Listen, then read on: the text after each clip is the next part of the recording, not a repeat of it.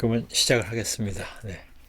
안녕하세요. 역사의 바울을 찾아서 7번째입니다.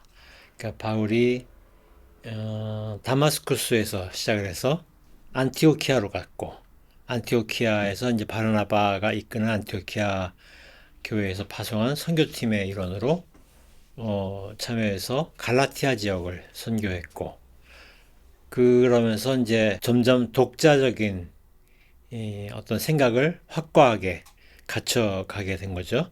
그러면서 바르나바와 일정하게 동료이면서도 긴장 관계가 있는, 바르나바는 바울하고 당대에 비교할 수 없이 중요한 인물이었기 때문에 바울이 독자적인 활동을 하는데 장애가 있었던 것 같아요. 그래서 바울이 바르나바와 안티오키아 교회 영향권 바꾸러 가겠다라는 취지로 갔던 것이 마케도니아 지역이었고, 마케도니아에서 이제 필리삐, 여기 지도에 빌립보라고 나오는, 우리 성서에도 빌립보라고 번역이 되어 있을 텐데 제가 사용한 새한글 성서는 필리삐로 되어 있어요. 근데 이 필리삐에서 활동하다가 거기서 이제 갈등이 일어난 거죠. 그래서 쫓겨나서 여기 보면 이 빌립보에서 아폴로니아, 암비볼리, 그러니까 아폴로니아, 암비폴리스의 암비볼리는 거기 데살로니카 이렇게 이어지는 그런 경로로 가는데, 여기 빨간 점선이 이그나티아 가도라고 하는 로마가 만든 군용도로이고 무역로이기도 했고 그렇습니다. 그 도로를 따라서 이제 가는 얘기예요. 자, 그러면 다시 본문으로 돌아가서 이제 오늘 본문을 읽으면서 보충 설명을 드릴게요. 필리피에서 급히 빠져나온 바울 일행은 에그나티아 가도를 따라 무려 160km나 떨어진 도시 테살로니키까지 다다랐다. 160km 하루에 못 가겠죠. 네, 근데 이제 곧 중간에 암피폴리스와 아폴로니아, 여기 아볼로니아, 암비볼리기 지도에 있잖아요. 이게 이제 암피폴리스와 아폴로니아인데 그 도시들을 경유해 간 거죠. 그 먼 거리, 160km 되는 먼 거리를 쉬지 않고 가기는 어려웠을 거예요. 그러니까 아마도 두 도시에서 하루쯤 묵었을 법합니다. 필리피에서 암피폴리스까지, 또 암피폴리스에서 아폴로니아까지 거리가 각각 53km, 48km. 딱 힘겹게 하루 걷는 거리쯤 되겠죠. 그리고 아폴로니아에서 데살로니키까지는 60km. 다 각각 하루 거리쯤에 이제 도시들이 있는 거죠. 아무튼 바울 일행의 숨가쁜 행보는 추적자들을 염두에 둔 것으로 보입니다. 그러지 않고서야 하루씩 필리피에서 이 밑에 도표 나오죠. 암피폴리스 53km, 암피폴리스에서 아폴로니아 48km, 아폴로니아 데살로니키까지 60km. 뭐죠? 그 스페인의 순례길, 산티아고 길 걷는 것도 아니고 산티아고 길도 이렇게 하루에 막 그거 걷기 쉽지 않잖아요. 예, 이거 군대 거리죠. 100km 행군 같은. 네. 100km 행군하면 이제 논두렁물도 마신다는 이제 그런 그런 거리를 간 거예요. 그러니까 얼마나 그냥 무지하게 도망간 거예요. 바울 일행의 숨가쁜 행보는 추적자들을 염두에 둔 것으로 보입니다. 그들을 충분히 따돌렸겠다 싶은 곳이 테살로니키였던 것 같습니다. 바울은 이 도시에서 3주간 한숨 돌린 듯 제법 길게 머물렀습니다. 그 조금 이제 머무르는 시간이 길었죠. 테살로니키에서. 데살로니키는 이 도시에 대한 설명을 드리는 거예요. 여러분 알렉산더 알죠? 알렉산드로스예요. 이 사람의 이제 그리스식 명칭은, 그리스 말을 썼으니까 그 나라 명칭으로 얘기해야 되니까 제가 헬라어 방식으로 이제 읽은 겁니다. 알렉산드로스가 사망한 뒤에 마케도니아 본토의 통치자가 된 카산드로스라는 사람이 있는데, 그 사람이 자기 아내이자 알렉산드로스의 이복누이인 테살로니키의 이름을 따서 도시를 건설한 게 테살로니키예요. 동서로 이어지는 저 유명한 에그나티아 가도, 저 위에 지도 잠깐 보시면 저 빨간 선, 요게 에그나티아 가도, 이게 이제 알렉산드로스의 제국이나 이런 그런 나라들 시대가 아니라 그 이후 시대, 로마 제국 시대에 만든 도로인데, 에그나티아 도로가 이제 동서로 이어져서 이제 로마로 가는 거죠. 그 유명한 에그나티아 가도에 위치한 덕에 이탈리아로 가려는 자 혹은 소아시아로 가려는 자들은 이 도로, 에그나티아 도로를 거치게 됩니다. 그러면 이제 그렇게 되면 데살로니키에 오게 되겠죠. 예를 들면 이 도로의 중간에 있지만 그 튀르키아에서 원래는 배를 타고 에게해를 건너오겠잖아요. 그럼 에게해를 건너서 데살로니키에서 이제 배에서 내려서 또 에그나티아 도로를 쭉 가다가 서쪽에서 이제 로마로 가는 배를 타고 그렇게 되는 거죠. 반대로도 데살로니키를 거쳐가게 되는 거죠. 이제 그런 경로로 동서로 이어지는 중요한 요충지에 데살로니키가 있었다라는 얘기입니다. 또 북쪽에 다뉴브강 여행하셨던 분들은 다뉴브강 거쳐갈 가능성이 많죠. 이 다뉴브강이 도나우강이라고도 해요. 독일 쪽에서는. 그러니까 이게 유럽에서 두 번째로 큰 강입니다. 이게요. 독일, 오스트리아, 슬로바키아, 헝가리, 크로아티아, 루마니아, 불가리아, 몰도바, 우크라이나에서 흑해로 나가는 몇 개 나라를 거쳐가요. 이 긴 강이 이제 다뉴브강인데 이 다뉴브강 북쪽에는 게르만족이 있고요. 게르만족은 로마가 정복하지 못한 곳이에요. 그래서 이제 주로 이 다뉴브강 또는 그 도나우강 저 라인을 따라서 로마가 일종의 국경을 만드는데요. 그때 만든 로마의 국경이 리메스입니다. 우리 라인이라는 말의 어원이 되는. 근데 리메스는요, 어떤 국경이냐면 강 줄기를 따라 만들어졌거든요. 그리고 이게 나무로 벽을 쌓고 그 벽을 쌓은 나무 중간중간에 출입구가 있어요. 근데 이제 그러니까 나무로 쌓았다는 거는 어떤 특징이 있냐면 나무는 철거하기 쉽죠. 그러니까 이제 어떤 거냐면 옮겨가기가 용이하다는 뜻입니다. 근데 이제 강의 지류가 이제 여러 개가 있을 수 있잖아요. 그러니까 그 지류를 따라 앞으로 갔다 물러갔다 하는 국경선이 리메스예요. 우리가 생각하는 국경선은 고정돼서 잘 안 변하잖아요. 작은 영토라도 국경선이 좀 밀려나게 되면 엄청난 치욕인데 이 리메스라는 국경선은 약간 숨 쉬듯이 올라갔다 내려갔다 하는 이제 그런 국경선인데 주로 도나우강, 다뉴브강을 따라 형성되어 있어요. 게르만족과의 일종의 평화협상의 통로인 거죠. 근데 이제 게르만족만 있었던 것이 아니라 게르만족과 로마 사이에 이아지게스족이 있었어요. 이아지게스족은 이제 원래 이란 북부 지역에서 이동해 온 유목족 속이 말을 엄청나게 잘 타고 그래서 이제 기동성에서 로마가 이 이아게스족에 되게 깜짝 놀라서 이들의 이제 전술을 배워서 로마 기병대가 이제 전술이 만들어졌다 이런 이제 연구들이 있는데요. 이런 게르만족이나 이아지게스족 등이 이제 그 로마의 리메스를 따라서 이제 갈라져 있었죠. 근데 그 통로를 통해서 오가기도 해요. 무역도 오가고 뭐 여러 가지 형태의 이제 오감이 있었는데 그렇게 해서 게르만족이나 이아지게스족이 남쪽으로 내려오면 어디로 가냐?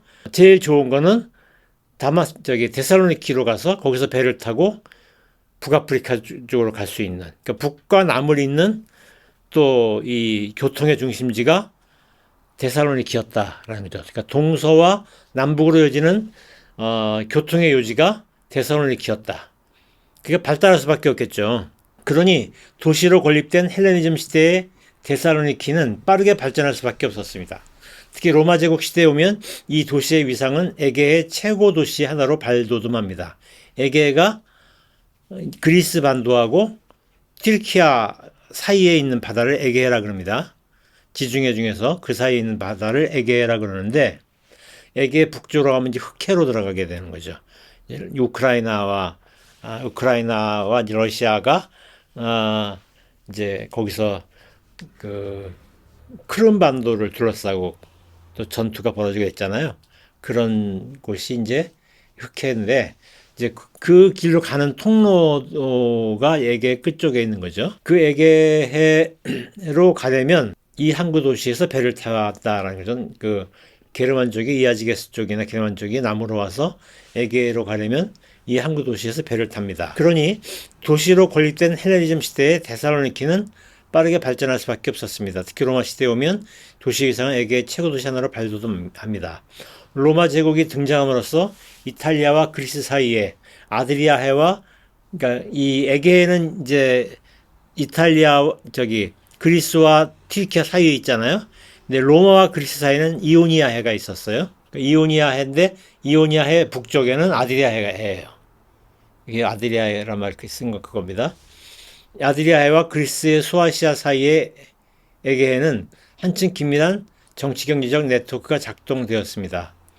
또 유럽 본토를 남북으로 가르는 다뉴브강을 관통하는 교류도 로마 제국 시대에 매우 활발해졌습니다. 그런 이유로 지중해를 거쳐 아프리카와 연결되는 허브항이 생기는데요. 그 대표적인 항구 하나가 데살로니키였다라는 겁니다. 즉 이 도시는 동서와 남북의 연결망이 교차하는 곳에 있었습니다. 이건 데살로니키가 얼마나 중요한지 특히 로마 시대에 그걸 보여주는 거예요. 이것은 이 도시로 다양한 인종의 사람들이 유입돼 들어왔다는 것을 의미합니다. 이게 중요해요. 이제 이렇게 중요 허브항이라는 얘기는 이제 선주민들 외에 이주민들이 굉장히 많이 유입된다라는 거죠. 이런 도시에는 여러 종족들의 자치 조직이 발달하게 됩니다. 뉴욕 같은 데가 이제 그렇죠. 그 초기의 뉴욕이 로마는 그런 자치 조직을 콜레기아라고 불렀습니다.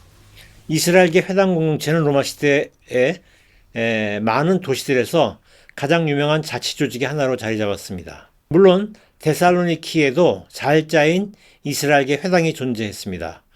주제할 것은 회당 사회는 이제 이것도 중요한데 이스라엘 사람들만으로 구성된 것이 아니라는 점입니다. 최근에 회당에 대한 연구들을 보면 회당이 그 일종의 다문화적 공간이었다라고 보는 거예요. 그러니까 회당이 이를테면 이스라엘, 팔레스티나가 얼마나 조그매요.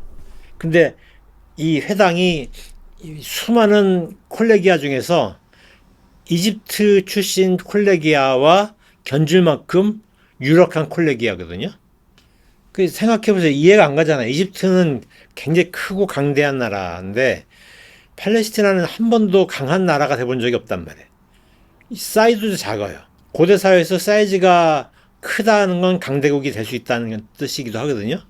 그러니까 이해가 안 가는데 사실은 이제 이 이스라엘계 회당 안에는 로마 제국 영토에 있는 회당 안에는 이스라엘 사람들만 오는 것이 아니라 시리아 사람들, 또 에돔, 암몬, 모압, 지금의 레바논, 페니키아 지역 사람들도 있었고요. 심지어는 메소포타미아 지역, 이란 지역에서 온 이민자들도 이스라엘계 회당, 그러니까 다시 말하면 로마 제국 동쪽 지역에서 온 이민자들은 이스라엘계 회당에 모여들었다라는 거예요. 그 회당은 로마 제국의 동부 지역의 이민자들의 결속체였다라고 보시면 된다라는 거죠. 그래서 다문화적 공간이었다라는 거예요. 그걸 입증할 수 있느냐? 입증 못해요. 그냥 다문화적이었다는 걸 입증할 수 있어요. 근데 그 안에 어떤 종족들이 있었는지는 입증할 수가 없어요. 근데 그것을 로마 제국이 이스라엘계 회당, 유대인의 회당이라고 네이밍을 붙여요. 그러다 보니까 이제 이스라엘 대표해버리는 거죠. 그렇지만 이제 실제로는 여러 종족들이 모여 살았을 것으로 추론이 됩니다. 이게 이제 현대 회당에 대한 연구들을 보면 그런 논의들이 가설적으로 제기되고 있습니다. 저는 그런 입장을 가지고 있어요. 그래서 이제 교회사나 이런 이제 성서 역사 책을 보면 그 이스라엘계 회당은 다문화 공간이었다라는 사실에 대해서 동의하지 않아요. 근데 이제 그것은 제가 볼 때는 설득력이 없습니다. 이스라엘이나 유대인이 단일 민족 공동체라고 규정할 수 있는 거는 근대 이후거든요. 고대 사회에서는 그렇게 강력한 민족 공동체라는 게 없습니다. 그러니까 여러 종족들이 서로 뒤섞여 있는 것이죠. 다만 팔레스티나에서 이제 가장 약한 세력 중에 하나인 유대아주의자들이 예루살렘을 중심으로 한 그들이 단일 민족주의, 종족주의를 강조합니다. 그 얘기는 단일 종족주의가 그들도 아니었다는 뜻이죠. 그런 상황에서 디아스포라 해당 사회가 굉장히 유력한 사회인데 굉장히 숫자도 많았고 이민자들이 근데 그들이 팔레스티나 출신 이민자들이었다라고 얘기하는 건 너무 과한 해석 같아요. 그래서 내가 보기엔 이제 그 지중해 동쪽 지역 로마 제국 동부 지역에서 온 이민자들은 이 회당 시나고그에 로 모여들었다. 그래서 이 여기는 종교 공동체이지만 또 있던 단일 종교 사회가 아니거든요. 다종교 사회예요. 그러니까 다종교적 성격이 있었는데 아마 그 중에 점차로 이스라엘계 야훼 신앙이 이제 헤게모니를 장악해 갔던 거 아닌가 이렇게 봅니다. 다시 본문으로 돌아가서 주지할 것은 해당 사회는 이스라엘 사람들로만 구성된 것이 아니라는 점입니다. 가나안 지역의 여러 족속들, 그러니까 남쪽의 시나이 족속들, 북쪽의 페니키아와 시리아 족속들, 그리고 동쪽의 모압, 암몬, 길르앗 족속도 이제 동쪽은 이제 요르단강 동편을 얘기합니다. 그리고 지중해 지역의 이스라엘 족속들도 지중해 지역의 이스라엘 회당으로 모여들었습니다. 심지어는 이제 메소포타미아에서도 왔던 얘기입니다. 심지어 비가나안 출신의 사람들도 다수 있었습니다.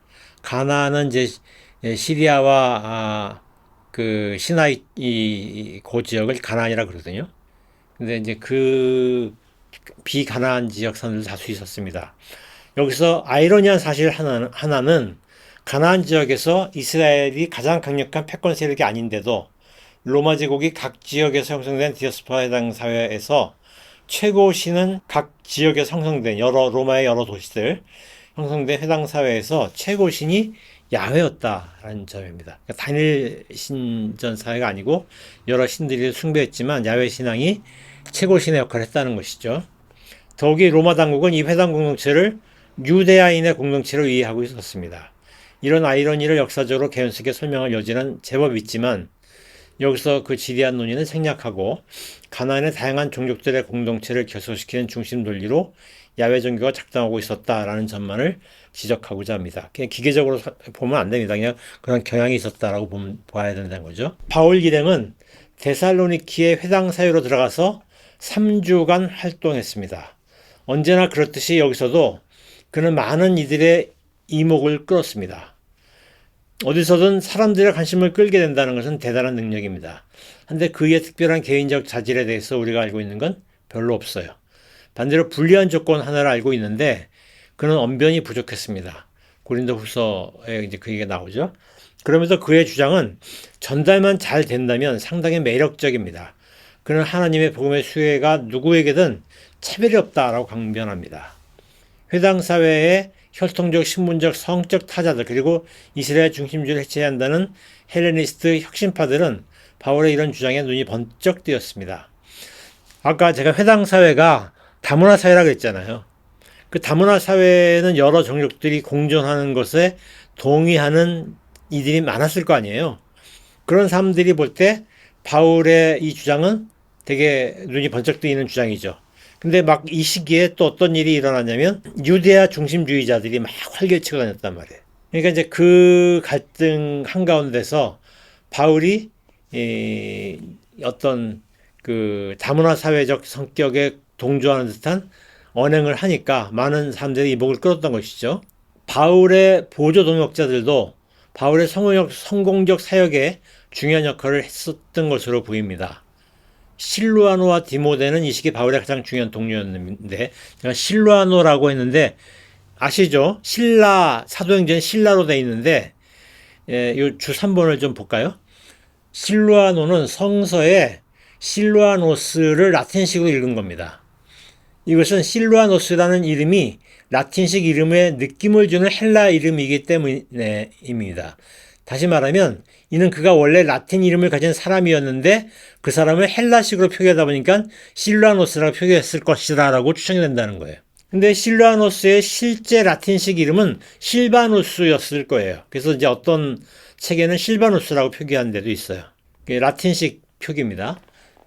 아무튼 바울은 그를 실루아노스라고 불렀고 후대 그리스도파 공동체들 사이에서도 이는 그렇게 불렸습니다. 이를테면 데살로니가 후서나 베드로전서에서도 실루아노라고 이제 읽혔다, 실루아노스라고 쓰여 있다는 것이죠.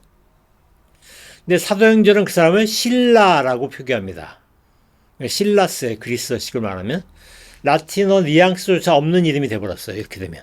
그러니까 우리는 그가 바울의 동료였으나 바울의 호칭을 따라 표기하려 하는데 한글 성서가 이것을 실루아노라고 쓰고 있으니까 이제 사도행전에 실라라고 하기보다는 제가 실루아노라고 쓰겠다는 겁니다. 제가 역사의 바울을 찾아서니까 그래도 실루아노라고 써야 되지 않겠어요? 그런 얘기입니다. 실루아노와 디모데는 이 시기 바울의 가장 중요한 동료였습니다. 실루아노는 어떤 사람이냐 추측컨대 사회 말단으로 떠밀린 이들에 대한 진심 어린 사역자로 사람들에게 깊은 감동을 주었던 사람으로 보입니다. 그러니까 민중 사역가쯤 돼 보여요. 또 주사를 보시면 베드로전서에 보면 베드로전서 저자가 수신자들을 뭐라고 표기하냐면 파로이코이와 파라피데모이라고 표기하고 있습니다. 이 베드로전서 수신자는 이제 이 파로이코이와 파레피데모이에게 편지를 쓸 때 어떻게 쓰냐면 실루아노에 기대서 편지를 쓰고 있어요. 실루아노의 명성에 기대고 있어요. 그 얘기는 실루아노가 파로이코이나 파레피데모이의 영향력이 있는 사람이라는 뜻이잖아요. 근데 새한글 성서는 파로이코이를 나그네라고 번역합니다.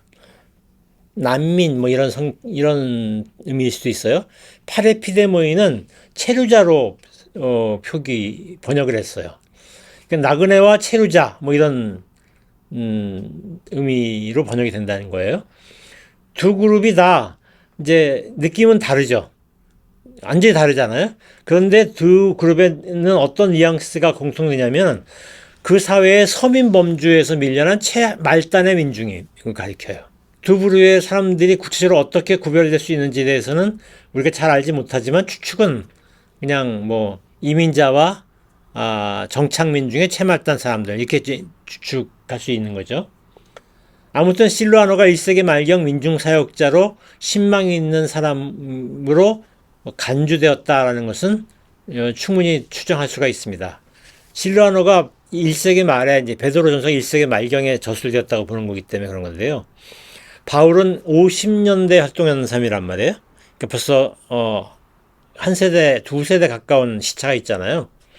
그러니까 실루아노가 바울과 거의 동년배였다고 한다면 1세기 말에 그가 생존했다고 하기에는 좀 가능성이 낮죠. 설사 살아있더라도 현장 활동을 적극적으로 하기에는 너무 늙었을 거예요. 그렇다면 그를 민중사역자로 기억하는 것은 베드로전서 시대 이전부터 그랬다 볼 수 있겠죠. 바울 시대에도 그는 민중사역자로 유명했을 거라고 봅니다. 그러니까 완전 상상입니다. 뭐 아니어도 되고 기어도 되는데 양쪽 다 근거가 없어요. 저는 그냥 그래서 바울 당대부터 이 사람은 민중사역가로 유명했다 이렇게 보는 거예요. 다시 위로 올라가서 실루아노는 사회의 말단으로 떠밀린 이들에 대한 진심 어린 사역자로 사람들에게 감동을 주었던 사람으로 보이고요. 디모데는 엘리트층에게 설득력 있는 인물로 보입니다. 이것도 주를 보면 주 5입니다. 바울의 친서인 고린도 후서, 데살로니가 전서, 빌립보서, 빌레몬서. 바울이 7개가 지금 바울의 친서들인데 7개 중에 4개의 친서에서 그가 공동 저자로 명기되어 있습니다. 놀랍죠? 또 바울 이후 시대 바울계 공동체 문서들인 데살로니가 후서나 골로새서에서도 빌립보가 공동 저자로 언급되고 있습니다. 이것은 그가 필력 있는 바울계 엘리트로 유명했다는 것을 의미하죠. 그러니까 상당한 지식인, 글 좀 쓰는 지식인이라는 의미일 거예요. 그러니까 디모데는 엘리트층에게 설득력 있는 인물로 보인다라고 얘기하는 겁니다. 이들의 활동은 분명 바울의 사역을 보완해주기에 충분했을 것입니다. 실루아노는 민중에게, 그리고 디모데는 엘리트층에게. 한데 여기서도 영락없이 반대파가 등장합니다. 그들의 활동에 관한 사도행전 17장 5에서 7절의 묘사가 되게 흥미로워서 제가 인용했거든요. 제가 읽어볼게요. 그러나 유대아 사람들은 시샘을해서 장터에 분량된 며칠 가까이 데려다가 무리를 지어 도시를 소란스럽게 하고 있었습니다. 또 이야손의 집에 들이닥쳐 바울과 실라를 끌어내려 했습니다. 바울과 실라를 찾지 못하자 이야손을 시의 행정 책임자들 앞으로 끌고 가서 악을 쓰며 말했습니다. 세상을 발칵 뒤집어 놓은 이 사람들이 여기까지 와 있습니다. 그들을 이야손이 손님으로 맞아들였습니다. 이들은 모두 카이사르의 명령에 맞서 행동하며 예수라는 다른 임금이 있다고 주장합니다. 제가 점점점이 이게 긴 내용이 아닌데도 점점점 하는 것은 단 몇 줄이라도 원고 분량을 줄이려고 점점점 한 거예요. 문맥을, 내가 강조하는 문맥을 이해하기에 어려움이 없을 거기 때문에 제가 그렇게 한 겁니다. 자, 여기서 5절에 유대아 사람들은 시샘을 했다라고 표기되어 있죠. 그게 이제 뭘 번역한 거냐면 젤로산테스 호이 유다이오이를 번역한 거예요. 호이는 관사고요. 유다이오이는 유다인들이라는 복수형이에요. 젤로산테스는 질리어스라는 말입니다.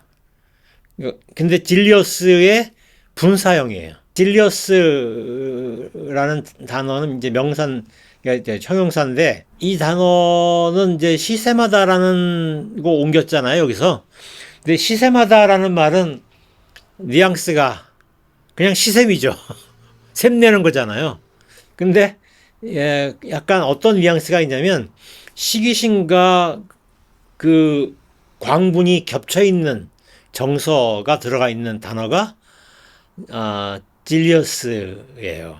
그러니까 이제 유대아 사람들은 시기심에 흥분을 해서 뭐 이렇게 하는 게 적합할까요? 뭐 어쨌든 그런 느낌이에요. 근데 이제 이 단어의 품사가 말씀드린 것처럼 분사란 말이에요. 근데 이제 대부분의 번역은 어떻게 번역하냐면 질로산테스가 유대인의 상태를 가리키는 거라고 해석해 갖고 광분하게 된 유대아인들이라고 옮겼어요.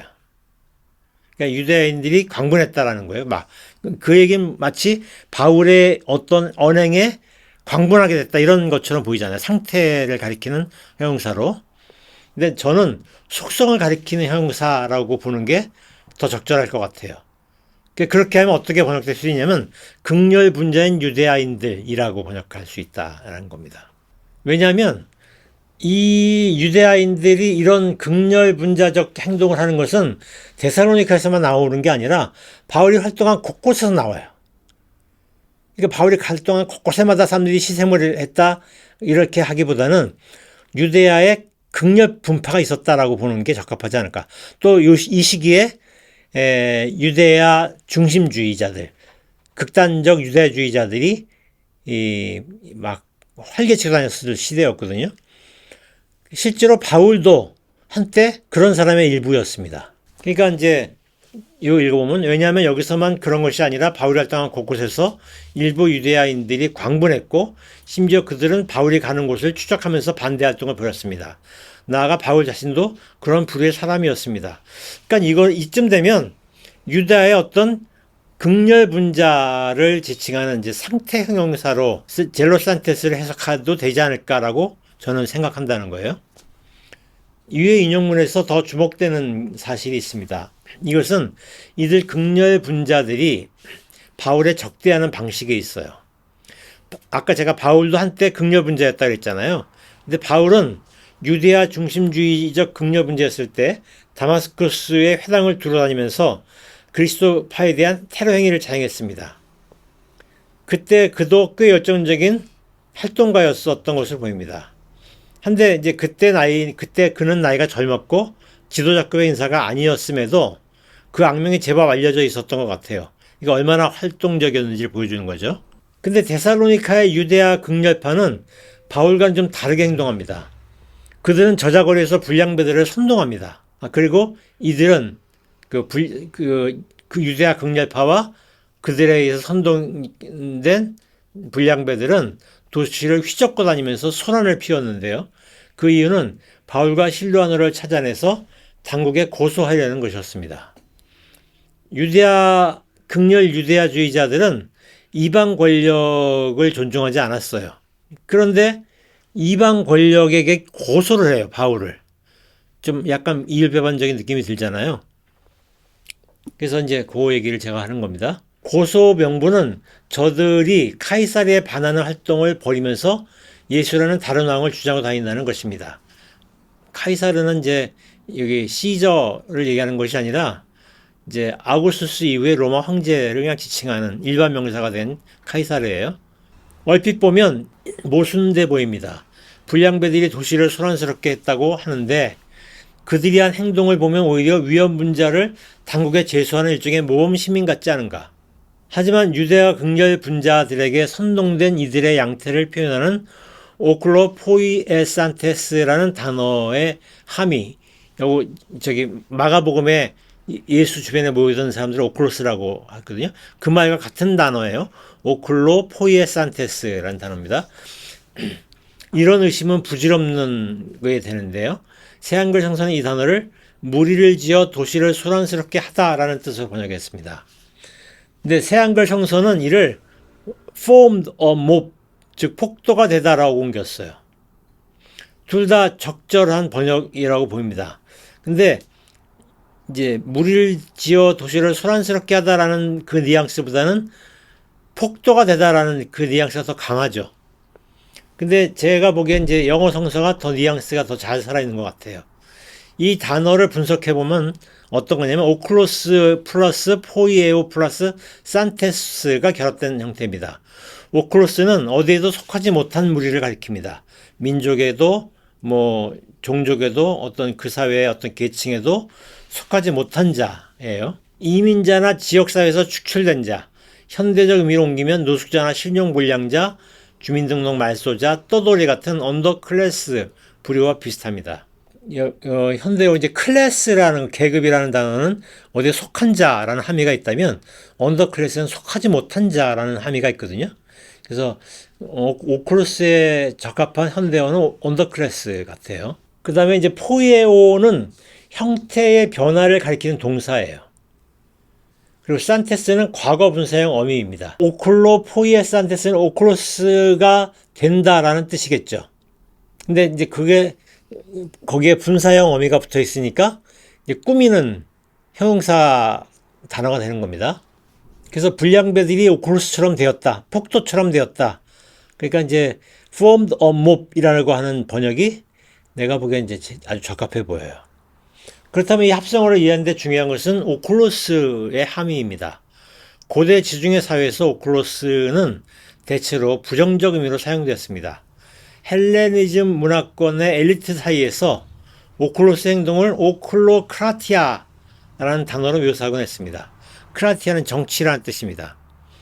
이는 포퓰리즘 정치가들에게 선동된 대중이 도시의 민주주의를 마비시키면서 인민재판하듯 특정한 이들에게 무자비한 폭력을 가하는 대중정치 현상을 가리킵니다. 그래서 현대의 나치 같은 대중독재를 지칭하는데도 오클로크라티아라는 용어가 오클로크러시 영어가 이제 뭐 이렇게 된 건데 그런 용어가 사용되기도 합니다. 그렇다면 사도행전을 참조하면 데살로니키에서 바울 일행이 겪은 상황은 이렇게 요약할 수 있습니다. 바울을 적대하는 유대와 극렬 분자들은 이 유물을 분노심을 갖고 있던 대중을 선동했습니다. 당신들이 고통스러운 건 바로 저자들 때문이라고 말입니다. 증오심으로 자극된 대중은 저 낯선 예언자들을 처벌하라고 당국에 강짜를 부립니다. 데살로니키처럼 외부에서 유입된 이들이 많은 도시의 불황자 중에는 이런 집단 행동을 벌일 때 선동에 취약한 위험한 이들이 많았습니다. 전형적인 오클로크라티아 현상이 일어난 거예요. 그때 바울은 이야손의 집에서 집회를 주도하고 있었습니다. 이야손이라는 이름은 아마도 여호수아 같은 이스라엘식 이름을 헬라식으로 표기한 것으로 추정이 돼요. 그러니까 여호수아를 헬라식으로 쓰다 보니까 이야손이라는 이름이 나온 것 같아요. 그러니까 이야손은 그리스 이름이지만 그러니까 이스라엘에서 유래한 헬라 이름이라고 보이는 거죠. 그렇다면 그는 이스라엘계 사람이지만 헬라적 문화에 친화적인 성향을 가진 사람일 가능성이 높다라고 추측할 수 있습니다. 한데 바울의 집회가 그의 집에서 벌어졌습니다. 이것은 그가 수십 명 안팎의 사람이 모일 만큼의 공간을 갖춘 집의 소유자였다는 뜻입니다. 그런 점에서 그는 필시 중상위 계층의 이스라엘계 인물일 것입니다. 근데 그의 성향은 유대와 극렬 분자들과는 정반대의 노선, 즉 다문화적이며 민중 친화적인 야훼 신앙을 갈망하는 이였을 것입니다. 그런 이에게 노예나 가난한 이들, 여자, 이방인에게도 복음은 차별이 없다 라는 바울의 주장은 명쾌한 신학적 해석으로 받아들여졌을 거예요. 그러니까 이하손은 바울을 자기 집에 초대해서 집회를 벌인 것이 아닐까라고 추측이 된다는 것이죠. 폭도들이 그의 집에 들이닥쳤습니다. 바울을 잡으러 한 것이겠죠. 중상위 계층의 집을 함부로 들쑤셔버릴 만큼 그들의 무례함은 거침이 없었습니다. 하지만 바울 일행은 무사히 탈출했어요. 허탕친 폭도는 대신에 이하손을 끌고 가 당국에 고소했습니다. 그러나 당국은 폭도들의 말을 별로 신뢰하지는 않았던 것 같습니다. 단지 그들의 우악스러움이 신경 쓰여서 기소를 받아들인 거가 아닐까 보입니다. 그런데 폭도가 기소한 것은 그런 위험한 언행의 주인공이 아니라 그가 집회를 열었다는 집의 주인입니다. 말했듯이 당국은 폭도의 주장을 별로 믿지 않는데 더구나 용의자는 없고 증거는 불충분했습니다. 게다가 대신 끌려온 이가 격조 있는 시민입니다. 그러니 그에게 실형을 내리는 것도 내키는 일은 아니었습니다. 그래서 이제 당국은 아마 보석금을 받고 방면하는 것으로 사태를 마무리한 것으로 보여요. 그리고 이제 바울 일행은 데살로니키를 빠져나온 거예요. 바울 일행은 다시 급하게 길을 떠납니다. 에그나티아 가도를 따라가다 남쪽으로 난 곁길로 빠져 한참을 내려가면 베레아라는 도시가 나옵니다. 그러니까 에그나티아 도로가 이렇게 있잖아요. 근데 거기서 가다가 밑으로 쭉 내려오면 이렇게 동서로 가는 것이 아니라 남쪽으로 내려오면 내륙 지역에 필리피라고 하는 도시가 나온다는 거예요. 데살로니키에서 73km 거리이니 하루가 가기엔 좀 멀어 보입니다. 하지만 도망자의 걸음이니 하루 끝날 즈음 기지맥진한 몸으로 당도했음직합니다. 수많은 곁길 중 하나로 빠져나가 도착한 도시니 어느 정도는 추적자들을 따돌렸을 것 같습니다. 이 도시에도 이스라엘의 회당이 있었습니다. 그런데 이곳의 분위기는 데살로니키와 사뭇 달랐습니다. 사도행전에 의하면 이곳 사람들은 고상했고 낯선 예언자의 말을 진지하게 경청했다라고 말합니다. 되게 좋은 분위기처럼 보이잖아요. 그러면 바울이 계속 머물러 있었을 텐데 바울은 떠나요. 그러니까 바울에게 이 좋은 분위기가 좋은 게 아니야. 바울은 시끄러운 곳에 바울의 추종자가 많이 생긴다는 거예요. 아무튼 고상하고 낯선 예언자들의 말을 진지하게 경청하는 그런 고상했고 낯선 예언자 말을 진지하게 경청하는 그런 분위기였습니다. 당연히 여기도 바울의 주장에 동조하지 않는 이들이 있었습니다. 하지만 낯선 유랑자라는 사실만으로 배척의 이유가 됐던 데살로니키와는 달리 혐오주의적인 격한 반응을 하는 이는 별로 보이지 않았던 것 같습니다. 그것은 국제적인 무역 도시로 빠르게 성장하면서 부작용 또한 심각했던 데살로니키와는 달리 이 도시는 이민자도 많지 않았고 그런 이들을 환대하는 진통이 여전히 견고하게 작동하고 있었다는 것을 시사합니다. 그러니까 바울은 제가 사역자라고 얘기하는 이유가 그런 거예요. 이민자들이 별로 없는 곳에서 바울 활동은 별로 매력을 못 느꼈고 바울의 지지자도 많이 안 생겼던 것 같아요. 사도행전 20장 4절에는 부로의 아들 소바더라는 사람이 나옵니다. 소파트로스, 피루 뭐 이렇게 이제 그러니까 피루는 바울의라는 말입니다. 그러니까 바울이 아니라 부로의 이런 뜻입니다. 부로의 소파트로스, 그러니까 모모의 모 이런 얘기는 모모의 아들, 모모 출신 모 이렇게 나자렛의 예수일 때도 그 의 그러니까 소유격 어미를 붙이고요. 그다음에 누구의 아들이라고 할 때도 소유격 어미를 붙여요. 그러니까 우리가 문맥을 따라서 지명인지 사람인지를 이제 추측하는데 피루는 사람으로 보여요. 그래서 피루의 아들 소파트로스 라는 사람을 이제 만나는데요. 사도행전에 의하면 그가 베레아 출신자로 바울을 따라 나섰다고 합니다. 이 사람이 누구였는지 더 이상의 정보는 알 수 없어요. 다만 로마서 16장 21절에 보면 소시파트로스라는 사람이 나오는데 저도 그렇고 많은 학자들이 동일 인물의 가능성이 높다고 보거든요. 이것은 이 구절에서 바울이 그를 아이손과 함께 자기의 친척들이라고 묘사하고 있기 때문입니다. 데살로니키와 베레아는 가까운 곳에 있고 바울의 행로에서도 데살로니키에서 베레아로 갔잖아요. 그러니까 쌍으로 나오는 지역에서 이제 데살로니키에서 이하손이 있다면 베레아에서는 소바더가 있었다. 이제 이런 것이죠. 그래서 이제 이하손은 말씀드린 것처럼 데살로니가에서 바울의 추종자된 인물입니다. 데살로니가에서 급히 빠져간 곳이 베레아이니 로마서의 소시바더가 사도행전에 나오는 베레아의 소바더와 동해인이라면 이하손과 소시바더를 쌍으로 거론하는 것은 자연스럽습니다. 실제로 바울은 이들을 자기의 친척들이라고 한 쌍으로 연결해서 친척들이라고 표현했습니다.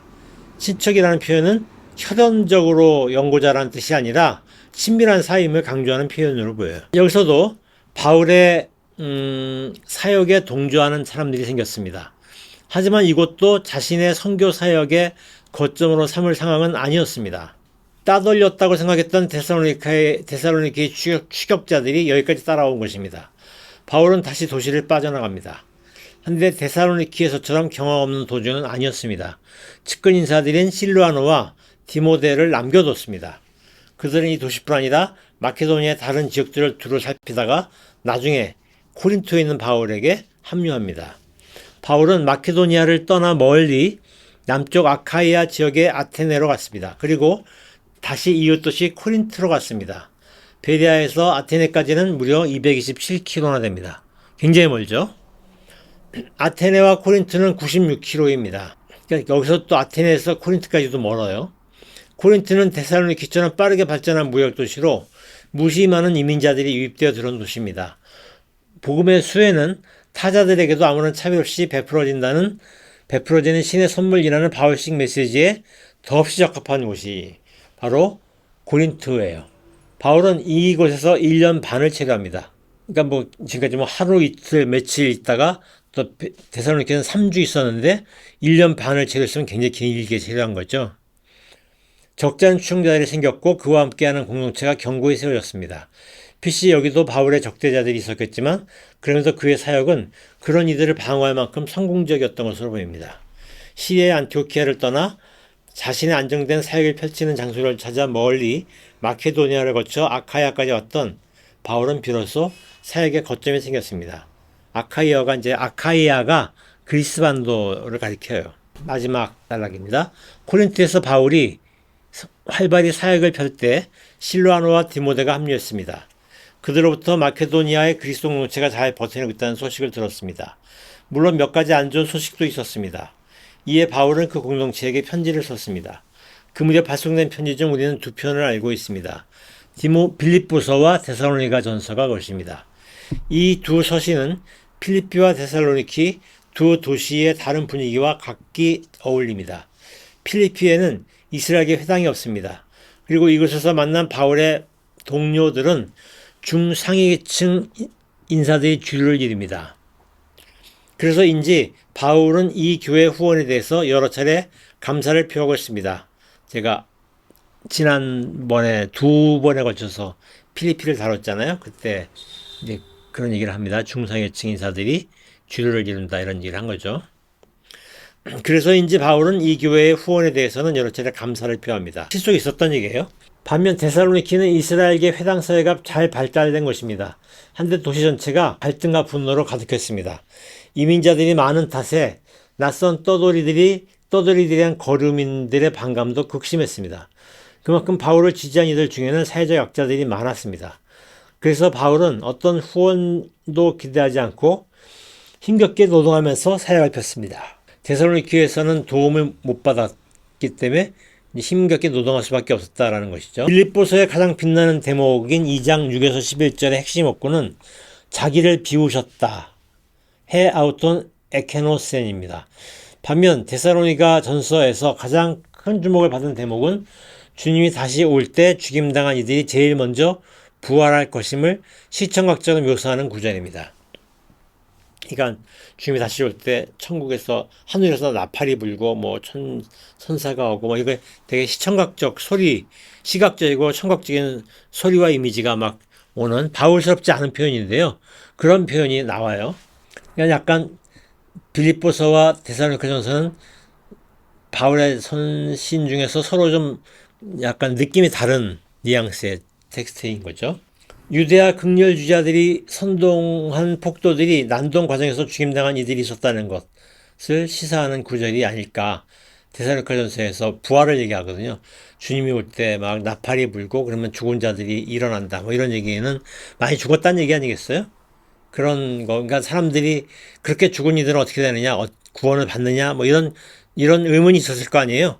그런 이들을 실라노와 디모데가 전해줘서 바울은 아마도 그들에게 맞춤형 답을 준 게 데살로니가 전서였을 것으로 보여요. 근데 그들은 아마도 폭도들의 선동 과정에서 많이 죽었다라는 암시일 거예요. 그러면서 그 고난의 현실을 잘 감내하고 있는 이들에게 감사와 위로와 축복의 말을 전하고자 쓴 편지가 데살로니가 전서입니다. 바울은 두 도시에서 그리스도파가 건재하다라는 것을 감사하고 있지만 바울의 코린트 체류 여건도 녹록치는 않았습니다. 빌립보스를 쓸 당시 바울은 감옥에 구류되어 있었습니다.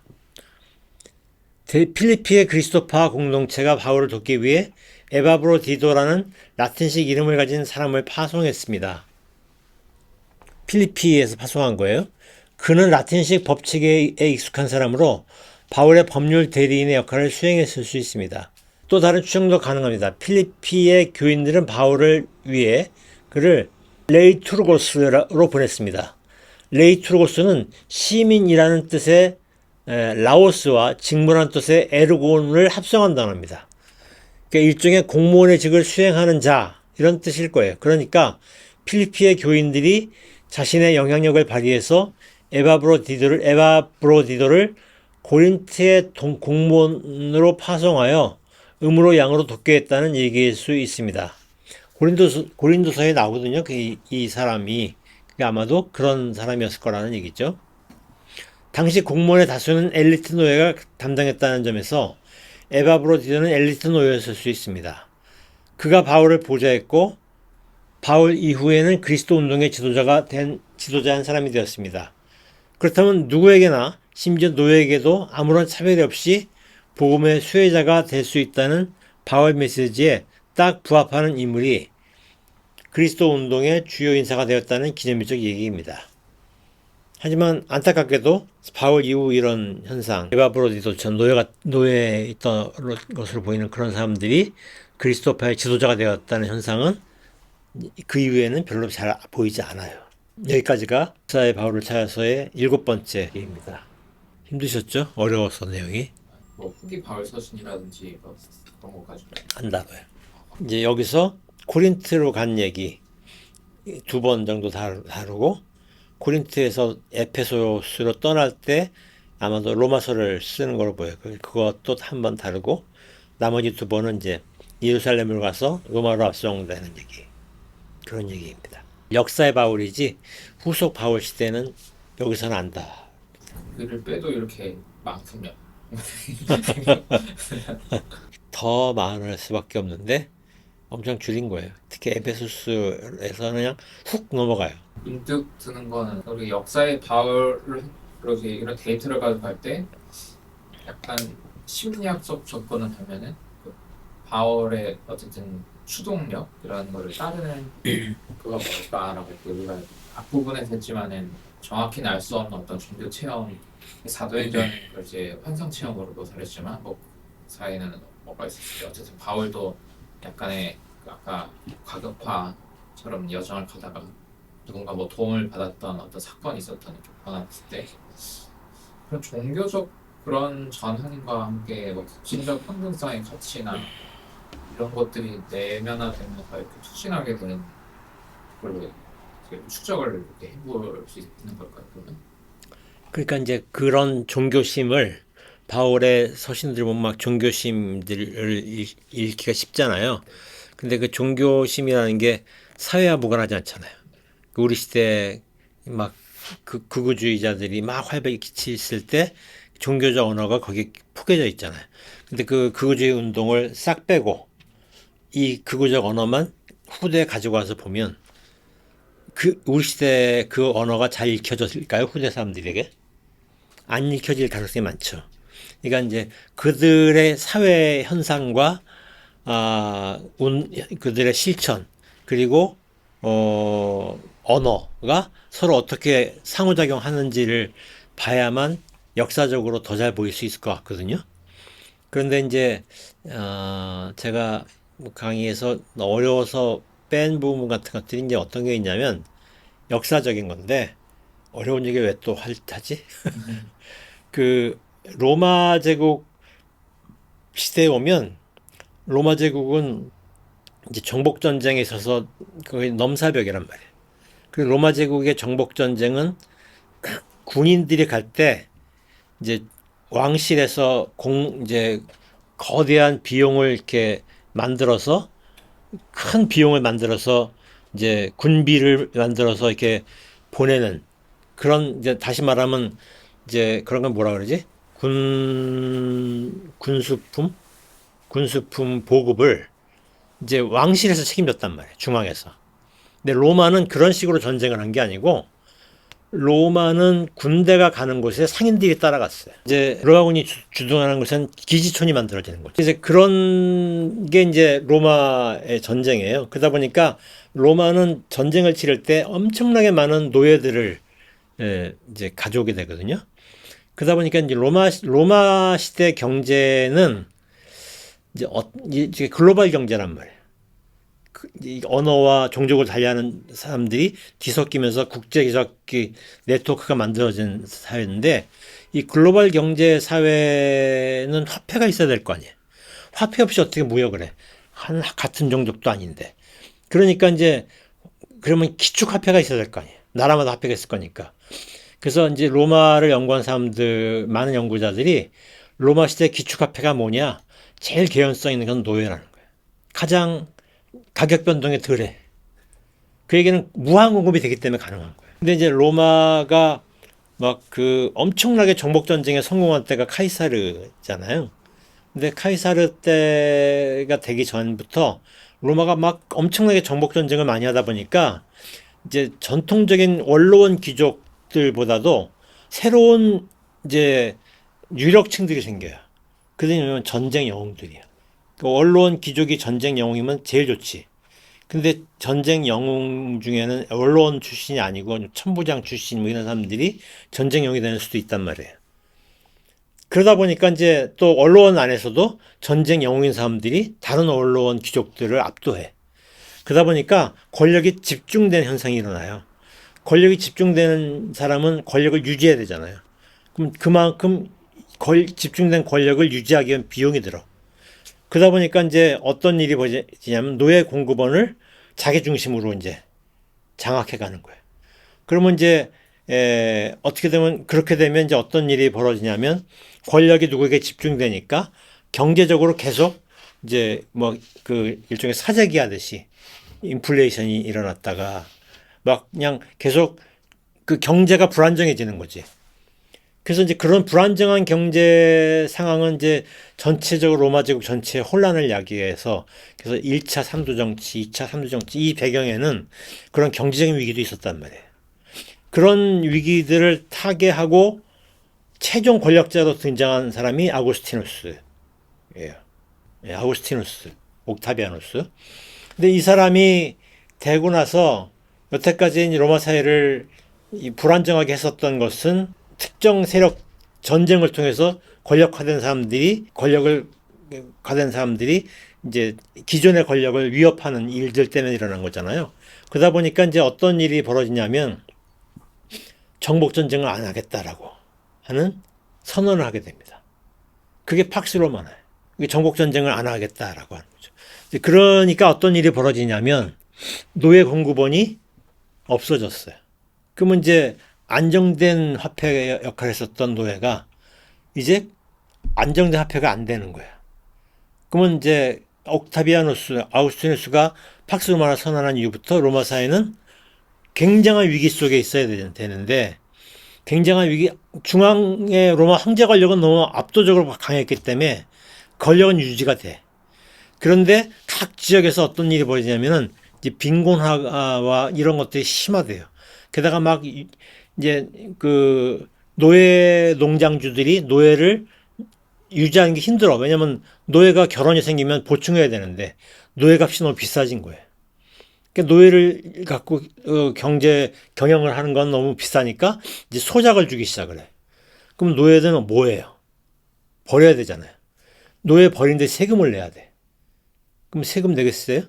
그러니까 방면한, 약간 방출하는 겁니다. 그럼 방출된 노예들은 막 도시의 유랑자가 돼서 떠돌 거 아니에요. 그들이 바로 오클로스들인 거예요. 지중해를 떠도는 오클로스들이. 그런 일들이 이제 벌어지니까 그러면 막 떠도는 이들이 어느 지역에 대량으로 들어와. 특히 어떤 지역에 들어오면 큰 국제적 항구 도시도 들어와. 그러면 그 항구 도시들은 그 사회의 경제 핵인데 그 사회가 치안이 불안정해져. 그리고 또 하급 노동시장은 기존의 하급 정착민들과 경쟁이 벌어지는데 정착민들이 힘들어지잖아요. 그러면 정착민들이 어떤 일이 오냐면 이 이민자들에 대한 증오심이 생겨. 그러니까 계속 그런 증오심 때문에 종족 중심주의가 막 도처에서 일어나요. 그러니까 유대야 종족 중심주의가 먹혔던 것도 그런 환경과 맞물려 있는 것 같아요. 도처에서 종족 중심주의가 일어나면서 로마 사회의 도처에서 일종의 이제 대중적 저항의 불길이 막 꿈틀거리고 있는 시기가 1세기란 말이에요. 그 시기에 바로 그런 극단주의자들이, 유대학의 극단주의자들이 이제 회당 안에서도 활동을 했고, 그런 활동하는 거에 대해서 바울이 그들과 맞서 싸우면서 복음 그리스도 안에서는 차별이 없다. 이런 주장을 했단 말이에요. 이게 일종의 바울식 다문화론이고, 그 바울식 다문화론의 기축에는 민중지향적 성격이 있었던 거지. 그러니까 약간 레디컬한 다문화론자라고 볼 수 있겠죠. 다문화 운동가. 이제 그런 환경 속에서 바울의 말이 발설이 된 거. 그러니까 바울의 말을 신앙의 언어로만 해석하면 잘 해독이 안 되지 않을까요? 그러니까 이런 환경을 읽어야 해독이 되지 않겠냐 이거지. 그래서 이제 그런 얘기를 제가 드리려고 이 졸린 얘기를 한 겁니다. 힘드셔도 좀 그런 역사적 맥락은 알아야 더 잘 이해할 수 있지 않을까라는 생각이에요. 앞에 이제 데살로니가처럼 좀 노동자 중심의 교회, 또 이미 죽은 사람들이 있고, 그 죽은 원인을 확정할 수 있는 건지 잘 모르지만 어쨌든 구구 문제와의 뭐 그런 걸 수도 있고, 거기에 대해서는 바울이 또 자기 체험 안에서도 부활 얘기를 하니까 죽음에 관한 약간 요한계시록 비슷한 이야기들, 그런 필요가 있는 건 좀 특수한 경우라면, 약간 이 전체 1세기의 맥락에서 필요한 거는 그런 위기 안에서 서로 큰 긴장과 불안과 그런 문제 안에서 바울의 그런 값진질 평등 이야기가 사람들의 필요에게도 좀 맞는 부분도 있고, 그러면서 이렇게 여러 운동 도중에서 확산되기 좋은 조건으로 이렇게 이해하면 될까요? 그러니까 이제 데살로니카 전서와 빌립보서는 아마도 고린토에서 쓰여진 것 같거든요. 근데 이제 그 맥락은 어땠냐면 데살로니카, 그러니까 빌립보에서 아폴로니아에서 암비폴리스에서 데살로니카로 갔다가 거기서 베리아를 거쳐서 아테네를 거쳐서 고린토로 왔잖아. 그 이제 이렇게 와서 이제 고린토에 와서 비로소 1년 반이나 체류를 하고 있는데, 그때 데살로니카에서 도망갈 때 실루아노와 디모데를 남겨두고 갔다 그랬잖아요. 그리고 실루아노와 디모데는 마케도니아 지역을 두루 다니면서 정황을 살피고 바울이 선교했던 공동체가 견제한지 살피고 있다가 고린토에 있는 바울에게 합류했단 말이에요. 그러니까 그 소식을 바울에게 전해줬어. 근데 비슷한 시기에 같은 공동체에서 편지를 써요. 그러면 되게 같은 내용이 나와야 될 거 아니에요. 비슷한 내용이 나와야 될 것 같지 않아요? 근데 내용을 보면 빌립보서는 어떤 느낌이냐면 약간 풍요롭고 그들이 나를 후원해줬고 막 이런 얘기들이 막 나오고 거기에 감사한다고 나오고, 그래서 막 옥중서신인데 옥중서신이 감사의 마음으로 가득하니까 이제 어떤 이제 옥중서신들이 되게 과장된 감사 뭐 이런 것들이 많이 있잖아요. 그래서 이제 자기를 옥중에서 승화시키는 이제 그런 담론이라는 거지. 그런 것도 있을 거예요. 그렇지만 동시에 바울은 빌립보에서는 진짜 부유층들이 바울을 서포트했거든. 그러니까 이제 빌립보에선 이후에도 바울이 활동할 때 빌립보에서 후원금들이 계속 와. 그러니까 바울은 도움을 많이 받았어, 물질적으로. 그러니까 빌립보 얘기를 쓸 때는 그런 얘기들이 많은데, 데살로니키에서도 뭐 부유층들이 많았지만 데살로니키에서 바울 주변에는 민중이 많았던 것 같아.